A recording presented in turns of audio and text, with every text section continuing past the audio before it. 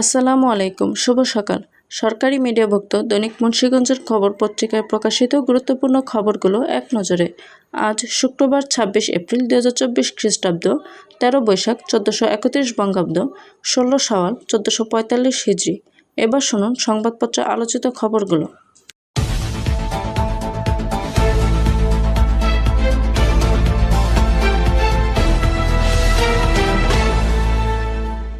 বিশ্বের প্রতি যুদ্ধকে না বলার আহ্বান প্রধানমন্ত্রীর। শুধু চাকরির পেছনে ছুটবে না, উদ্যোক্তা হবে স্বাস্থ্যমন্ত্রী। ধর্মীয় কর্মকাণ্ডকে যথাযোগ্য মর্যাদায় অসীম করেছে সরকার, অ্যাডভোকেট সোহানা তাহমিনা। গজারিয়ায় তিতাস গ্যাসের অবৈধ সংযোগ বিচ্ছিন্নকরণের পর দেওয়া হয় পূর্ণ সংযোগ। শ্রীনগরে সরকারি রাস্তা বন্ধ করে দৃষ্টি প্রতিবন্ধী জায়গার ওপর দিয়ে রাস্তা নেওয়ার চেষ্টা। সিরাজদিখানে চিকিৎসকরা রোগীদের খেতে বাধ্য করছে অপ্রয়োজনীয় ফুড সাপ্লিমেন্ট। টঙ্গীবাড়ি উপজেলা প্রশাসন কর্তৃক তীব্র তাপদাহে সুপেয় পানির ব্যবস্থা। টঙ্গীবাড়িতে জমি সংক্রান্ত বিরোধে ভাতিজার হাতে চাচা খুন, গ্রেফতার ৪। লোহজংয়ে তীব্র গরমে আখের শরবতেই তৃষ্ণা মেটাচ্ছেন পথচারীরা।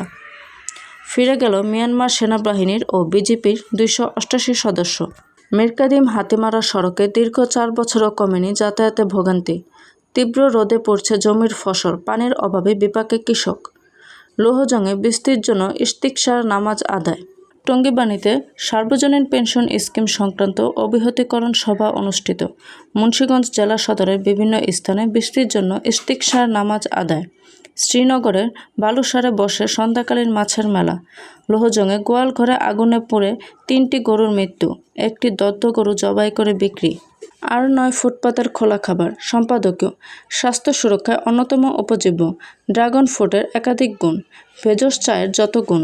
এমনই নিত্য নতুন সকল খবর সবার আগে পেতে অভিযাত্রা চ্যানেলটি সাবস্ক্রাইব করে পাশে থাকা বেল আইকনটি ক্লিক করে আমাদের সাথেই থাকুন। ধন্যবাদ।